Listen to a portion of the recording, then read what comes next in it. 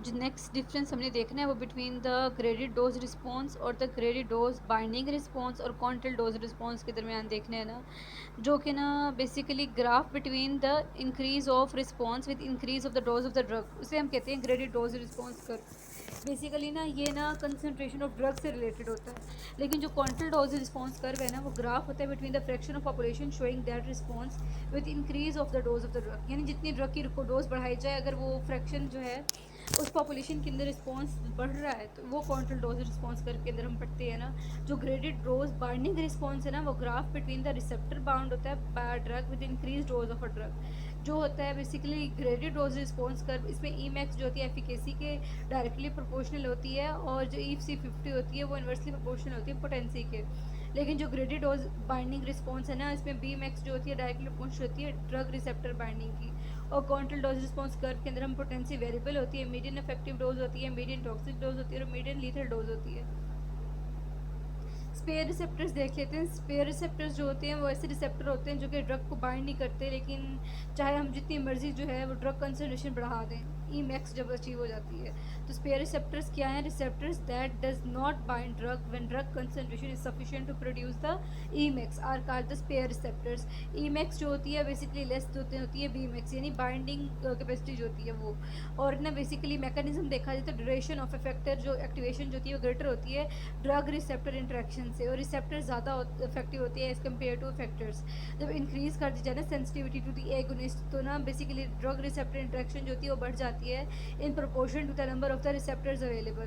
Basically हमने क्या कहा? Spare receptors that does not bind the drug when the drug concentration is sufficient to produce the E max.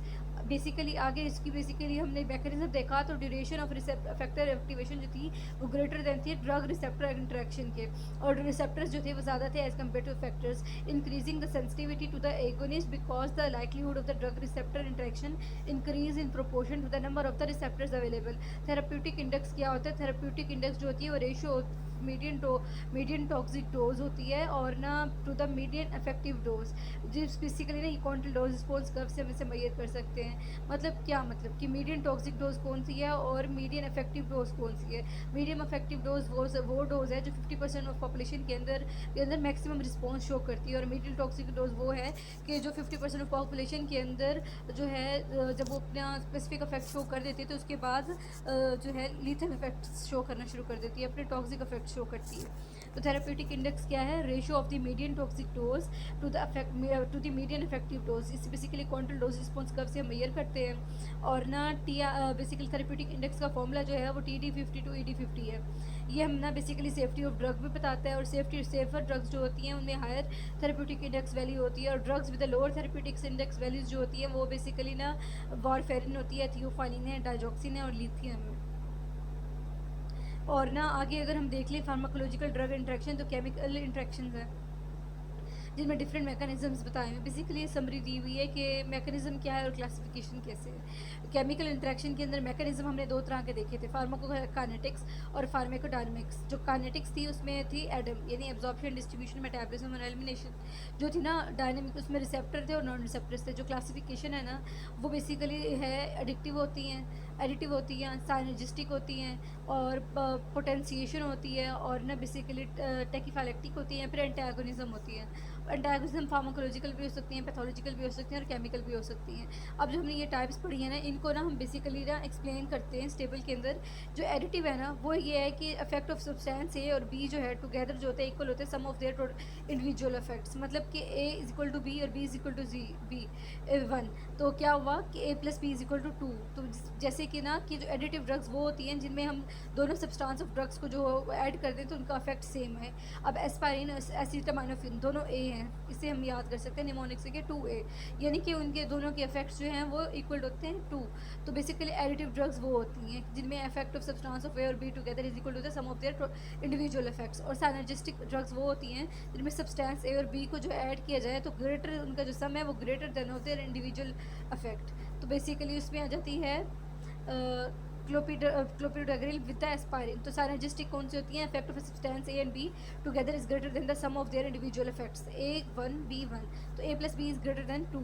तो basically C और A भी तो difference है ना, तो हम दोनों इस तरह से याद कर सकते हैं कि क्लोपिडेग्रोल जो होती है एस्पायरिन के साथ देती है। पोटेंशिएशन ये होती है कि प्रेजेंस ऑफ सब्सटेंस ए में जो है बेसिकली जो है सब्सटेंस भी जो है वो फुल इफेक्ट शो करते हैं। तो क्या होता है कि presence of substance A is required for the full effects of the substance B. जैसे A is equal to 0 plus B is equal to 1 plus A+B is greater than 1। तो इसमें आता है कोर्टिसोल ऑन कैटिकोलामिन रिसेप्टर्स ना। अब टैकीफाइलेक्टिक ऐसे होता है कि acute decrease in response to a drug after the initial repeated administration. मतलब कि ना ड्रग रिसेप्टर के साथ बाइंड कर रही है, अब सारे रिसेप्टर्स ड्रग जो है वो बाइंड हो चुके हैं, अब कोई भी रिसेप्टर फ्री नहीं है और हम ड्रग की जो है कंसंट्रेशन बढ़ाते जाए तो उससे कोई इफेक्ट शो नहीं होगा, लेकिन उससे जो है वो पोटेंसी उसकी जो टैकीफाइलेक्टिक शो यानी एक ऐसा पॉइंट रीच कर लेती है ड्रग बॉडी के अंदर मैक्सिमम पॉइंट जाके, यानी हमारा वो रिस्पॉन्स तो प्रोड्यूस हो गया तो हमारे ड्रग की कंसंट्रेशन बढ़ाने से हमें कोई कुछ नहीं फ़ायदा नहीं होता, तो वो उसे डिक्रीज़ करना शुरू कर देती है। तो acute decrease in response to a drug after the initial और रिपीटेटिव एडमिनिस्ट्रेशन, तो उसे हम टैकीफाइलेक्टिक कहते हैं। बेसिकली इसमें नाइट्रेट्स आती है, नाइसिन आती है और फेनिलेफ्रिन आती है। एक उन्हें ऐसी सब्सटेंस होती है जो एक्टिवेट करती है रिसेप्टर को अपॉन बाइंडिंग। ये इक्विलिब्रियम जो होती है फॉर्म होती है बाय द आर एक्टिव और आर इनएक्टिव। बेसिकली आगे हम टाइप्स ऑफ एगोनिस्ट देखें तो फुल एगोनिस्ट होते हैं, पार्शियल एगोनिस्ट होते हैं, न्यूट्रल एगोनिस्ट होती है और इन्वर्स एगोनिस्ट होते हैं ना।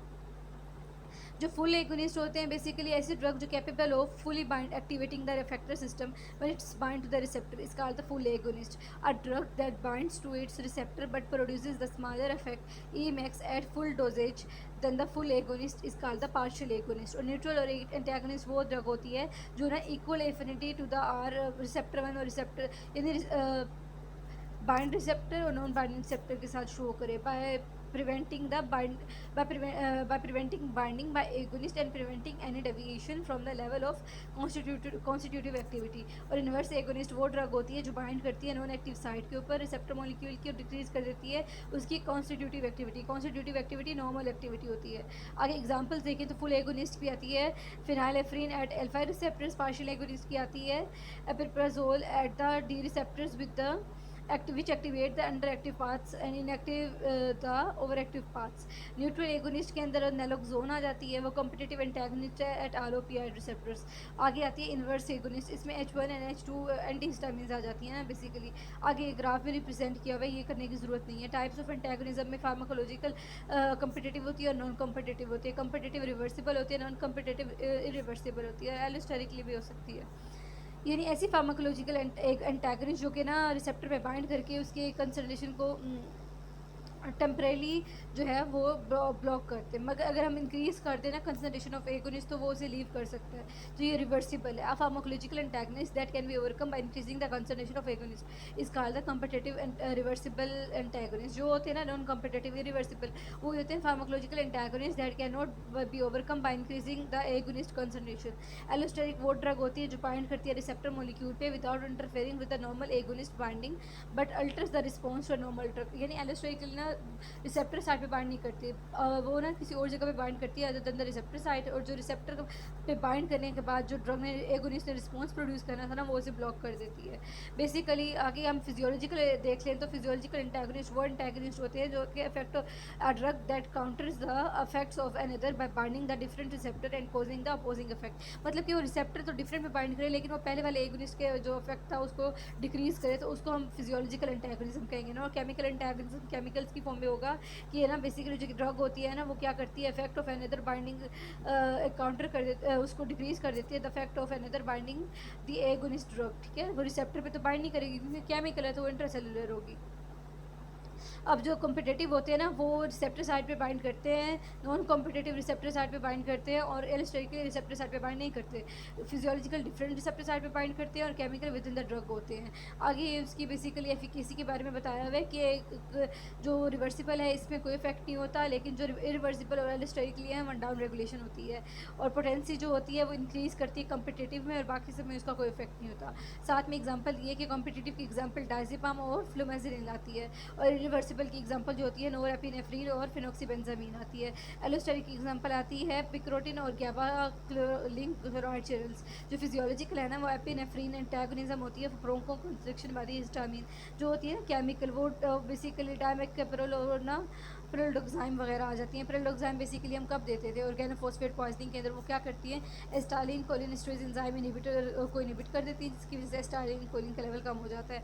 आगे हमने बेसिकली डिफरेंस देखना है टैकीफाइलेक्सिस और टॉलरेंस। बेसिकली डिफरेंस तो ना समझे, इन दोनों को हम अंडरस्टैंड करते हैं कि टैकीफाइलेक्सिस ये होता है कि हम बेसिकली ड्रग कंसनट्रेशन बढ़ाते जाएँ लेकिन बॉडी कोई रिस्पॉन्स ना शो करिए और वो डिक्रीज़ कर रहा हो, मतलब कि rapid loss of drug effects caused by the compensatory neurophysiological mechanism, मतलब ड्रग की डोज बढ़ाने से उसका जो इफेक्ट था वो कम होना शुरू हो जाए, तो वो पॉइंट टैकीफाइलेक्सिस होता है। लेकिन टॉलरेंस ये होती है कि हम बॉडी के अंदर ना मतलब कि ना ड्रग कंटिन्यूस दे रहे हैं, लेकिन ना एक पॉइंट ऐसा था कि बॉडी इसको रिस्पॉन्स करना छोड़ देती है, तो वो टॉलरेंस है, यानी decrease in the clinical effect of the drug after the prolonged exposure is called the tolerance. Basically onset जो होता है वो टैकीफाइलेक्सिस का रैपिड होता है, और लेकिन जो टॉलरेंस है उसका बेसिकली स्लो होता है।